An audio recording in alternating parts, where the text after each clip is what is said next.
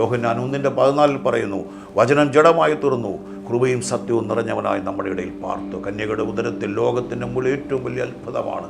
കന്യകയിൽ പുരുഷനെ അറിയായാൽ പ്രകൃതി നിയമത്തിന് വിരുദ്ധമായി ഒരു പരിശുദ്ധാത്മാവിൽ എന്ന് പറഞ്ഞാൽ ദൈവവചനം അവിടെ സ്വീകരിക്കുമ്പോൾ ആ വചനം അവിടെ ഉള്ളിൽ ഉരുവായി ആമേൻ യേശു കർത്താവ് ഭൂമിയിലേക്ക് ജനിക്കുകയാണ്. അങ്ങനെയാണ് യേശുവിനെ സ്വീകരിക്കുന്നവരുടെ ഉള്ളിലും ക്രിസ്തുവിൻ്റെ തലയോളം വളരത്തക്ക അകത്തെ മനുഷ്യൻ ശക്തിപ്പെടുന്ന രീതിയിൽ ദൈവവചനത്തിൻ്റെ വെളിപ്പാടുകളെക്കുറിച്ച് പറയും. നിനക്ക് സ്ത്രീക്കും തമ്മിലുള്ള ശത്രുത്വം പിശാചും അവൻ്റെ ദൂതന്മാരെയും തീപ്പൊയ്കയിൽ തള്ളിയിടും വരെ തുടരും. വെളിപ്പാട് പുസ്തകത്തിൽ 20:10 പറയുന്നത് പിശാചിനെ അവൻ്റെ ദൂതന്മാരെയും തീപ്പൊയ്കയിൽ തള്ളിയിടും. വീണ്ടും ഞാൻ പറയട്ടെ, പിശാചിന് ഇഷ്ടപ്പെടാത്തൊരു കാര്യമാണ് പിശാചിനെ അവൻ്റെ ദൂതന്മാരെയും തീപ്പൊയ്കയിൽ തള്ളിയിടും വരെ. അതുകൊണ്ടാണ് പിശാച് കരുസറത്ത് യേശുവിനോട് പറയുന്നത്, കാലത്തിന് മുമ്പേ ഞങ്ങളെ ദണ്ഡിപ്പിക്കാൻ എന്തിനാണ് വന്നത്? കാലത്തിന് മുമ്പേ ജഡ്ജ് ചെയ്യപ്പെട്ട ഒരു വധശിക്ഷയ്ക്ക് വിധിക്കപ്പെട്ട ഒരു കുറ്റവാളിയെ പോലെയാണ് പിശാച്. അവനെ നരകത്തിനും മരണത്തിനും തീപ്പൊയ്ക്കും അവൻ്റെ സ്വരൂപത്തിൽ സൃഷ്ടിച്ച മനുഷ്യനെ അവനിടാൻ ആഗ്രഹിക്കുന്നില്ല. പക്ഷേ പാപത്തെ ദൈവം കൈകാര്യം ചെയ്യും. അതുകൊണ്ടാണ് പാപത്തിൽ നമ്മൾ നീതിയിലേക്ക് വരണം. ശ്രദ്ധിക്കണമേ, പണ്ടൊരാൾ ചോദിച്ച, ദൈവം സ്വരൂപത്തിനും സാദൃശ്യത്തിലും സൃഷ്ടിച്ച ഈ മനുഷ്യനെ ദൈവം നരകത്തിലിടുമോ തീയിലിടുമോ? ഇതെന്നാ പഠിപ്പീര. പക്ഷേ പാപത്തെ ദൈവം കൈകാര്യം ചെയ്യും. ഒരു ക്യാൻസർ ഇൻസ്റ്റിറ്റ്യൂട്ടിൽ നിങ്ങൾ ചെന്നാൽ ആ വ്യക്തിയോട് RCC ചെന്നാൽ ആ വ്യക്തിയോട് ആ ഡോക്ടറിന് ഒരു വിരോധമില്ല. പക്ഷെ അവരിൽ സ്പ്രെഡ് ചെയ്തിരിക്കുന്ന ട്യൂമറിനെ അവർ കൈകാര്യം ചെയ്യും. പാപത്തെ ദൈവം ആ കൈകാര്യം ചെയ്യുമ്പോൾ ആ പാപം വഹിക്കുന്ന ദേഹിയെ കൂടായിരിക്കും ആ തീപ്പൊയ്കയിലിടുന്നത്. വളരെ ഗൗരവമായിട്ട് ചിന്തിക്കണം. അതുകൊണ്ടാണ് ഈ ഭൂമിയിൽ വെച്ച് തന്നെ പാപം കൈകാര്യം ചെയ്യണം. യേശുവിൻ്റെ ഭൂമിയിലുള്ള ശുശ്രൂഷയിൽ കൂടുതൽ സമയം മനുഷ്യപുത്രൻ എന്താണ് പ്രതിപാദിക്കുന്നത്? കാരണം മനുഷ്യപുത്രൻ എന്നതിന് അവൻ ദൈവത്തിൻ്റെ ഓമനപുത്രനാണെങ്കിലും ഇവൻ എൻ്റെ പ്രിയപുത്രൻ എന്ന് പറയുമ്പോൾ എന്തുകൊണ്ടാണ് മനുഷ്യപുത്രൻ എന്ന് പറഞ്ഞത്? സ്ത്രീയുടെ സന്തതി സർപ്പത്തിൻ്റെ തലതാണ്. സ്ത്രീയുടെ സന്തതി അതുകൊണ്ടാണ് മനുഷ്യപുത്രൻ എന്ന് പറയുന്നത്.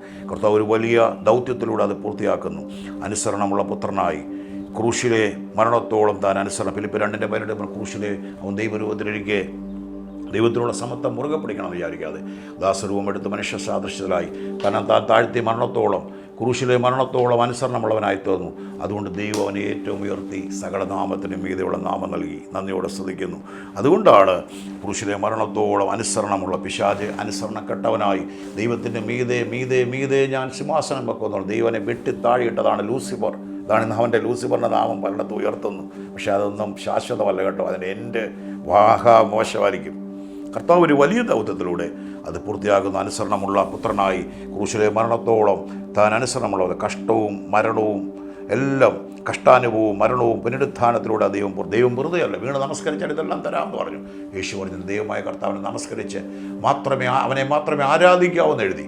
കർത്താവ് ക്രൂശിൽ തൻ്റെ ഗതസ്വന തോട്ടം മുതൽ കാൽവറി മല വരെ ഇഞ്ചിഞ്ചായി തൻ്റെ രക്തം ചൊരിഞ്ഞാണ് ആ നീതി നമുക്ക് ലഭിക്കുന്നത്. അങ്ങനെയാണ് പിശാചിന വീണ്ടെടുപ്പ് വില അവൻ കൊടുക്കുക. രക്തം ചൊരിയുമ്പോഴെല്ലാം സാത്താൻ്റെ പിടി മാനവജാതിയിൽ നിന്ന് മാറുകയാണ്. രക്തം ചൊരിയുമ്പോഴെല്ലാം സാത്താൻ്റെ പിടി മാനവജാതിയിൽ നിന്ന് മാറുകയാണ്.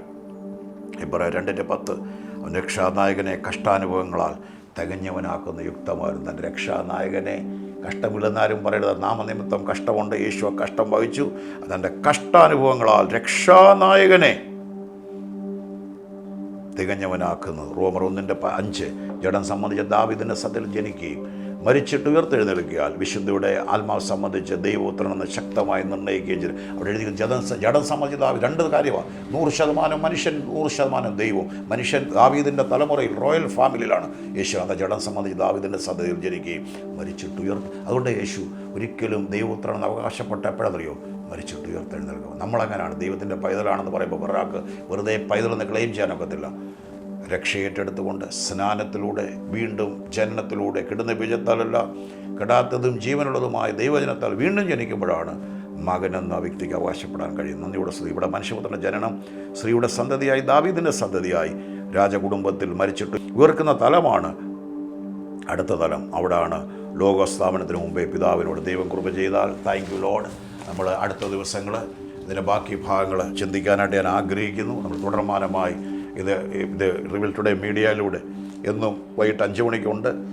നിങ്ങൾ ശ്രദ്ധിക്കണം. നിങ്ങൾ ആദ്യം കാണുന്നെങ്കിൽ നിങ്ങൾ വീണ്ടും കമൻറ്റ് ബോക്സിൽ ലിങ്ക് ചോദിച്ചാൽ ഞങ്ങൾ ഇട്ട് തരാം. അത് നിങ്ങൾ തുടർമാനമായിട്ട് കാണണം. കാരണം ഇത് പൂർത്തീകരണത്തിലേക്ക് വരുമ്പോൾ ജയത്തോടെ സ്വാതന്ത്ര്യത്തോടെ വിടുതലോടെ ഈ ഭൂമിയിൽ നമുക്ക് ജീവിക്കാൻ കഴിയും. കർത്താവെ ആദ്യം മുതൽ കണ്ട ഓരോ ജീവിതങ്ങളുടെ മേൽ ഒരു വലിയ കൃപ വ്യാപരിക്കട്ടെ. പാപത്തിൽ ജീവിക്കുന്ന ആരെങ്കിലും ഉണ്ട്, തിരിഞ്ഞ് മടങ്ങി വരാനൊരു ആഹ്വാനമായി ആ സ്നേഹത്തിലേക്ക് കർത്താവ് അപ്പനിൽ നിന്ന് ദൂരെ അകന്നുപോയ മകൻ, അവൻ സ്വർഗത്തോടും നിന്നോടും പാപം ചെയ്തു, ഞാൻ മകനെന്ന് വിളിക്കപ്പെടാൻ യോഗ്യനല്ലെന്ന് പറഞ്ഞ് അപ്പൻ്റെ വീട്ടിൽ വേലക്കാർ തിന്നു ശേഷിക്കുന്ന ചിത്രം കണ്ടുകൊണ്ട് ആ ഉമ്മറപ്പടിയിലേക്ക് മാനസാന്തരപ്പെട്ട് മടങ്ങി വരുന്നൊരു മകനെ പോലെ ലോകപ്രകാരം ജീവിക്കുന്ന ആരെങ്കിലും, ദൈവം നിങ്ങൾക്ക് സമ്പത്തോ നിങ്ങളുടെ ഭവനമോ നിങ്ങളുടെ ബിസിനസ്സോ ഇതൊന്നും ദൈവത്തിന് വിഷയമല്ല, ഒന്നും വിഷയമല്ല. പക്ഷേ നിങ്ങളുടെ ഒറ്റ മാറ്ററിതാണ്, did you receive Jesus as your personal saviour? നിങ്ങളുടെ പാപത്തെ അതും അടുത്ത പാപത്തെ നിങ്ങൾ കൈകാര്യം ചെയ്തിട്ടുണ്ടോ?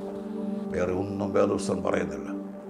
വേദപുസ്തകം പറയുന്ന ഒറ്റ കാര്യമാണ്, മറ്റൊരു രക്ഷയില്ല, മറ്റൊരുത്തിനും രക്ഷയില്ല. നാം രക്ഷിക്കപ്പെടാൻ ആകാശത്തിൻ്റെ കീഴെ മനുഷ്യരുടെ ഇടയിൽ നൽകപ്പെട്ട വേറൊരു നാമമില്ല. അതിൻ്റെ അർത്ഥം ഇതാണ്, നിത്യതയോളം നിങ്ങളെ കൊണ്ടുപോകാൻ, അന്ത്യം വരെ നിങ്ങളെ കൊണ്ടുപോകാൻ വേറൊരു മീഡിയമില്ലാതെ യേശുവിൻ്റെ രക്തമാണ്. ദൈവം സഹായിക്കട്ടെ. ആ സന്ദർഭങ്ങളിൽ അവിടെ ആയിരിക്കുന്നുണ്ട്, യേശുവേ എൻ്റെ ഹൃദയത്തിലേക്ക് വരണമേ, എൻ്റെ പാപങ്ങൾ ക്ഷമിക്കണമേ, ഞാനിങ്ങനെയൊക്കെ ജീവിച്ചു, അങ്ങനെ കൂടുതൽ അറിയുവാൻ എന്നെ സഹായിക്കണം. ആ നീതി നിങ്ങൾ സ്വീകരിക്കുമ്പോൾ അവിടെയാണ് ഏറ്റവും വലിയ സമ്പന്നത. രോഗികൾ ഇപ്പോൾ ഇത് കേൾക്കുന്നെങ്കിൽ നിങ്ങളുടെ ശരീരം സൗഖ്യമായിക്കൊണ്ടിരിക്കുകയാണ്. ആടിപ്പിണരാലുള്ള സൗഖ്യം നിങ്ങളുടെ മേൽ കിടക്കണം. ആ പാപത്തിൻ്റെ അനന്തരഫലമായ ശാപവും രോഗവും പിശാചിൻ്റെ കെട്ടുകളും ബന്ധനങ്ങളും നിങ്ങളെ വിട്ട് അഴിഞ്ഞു മാറുന്നു. ഒരു വലിയ സ്വാതന്ത്ര്യം ദൈവം കൽപ്പിക്കുന്നു. God bless you. ആമേൻ.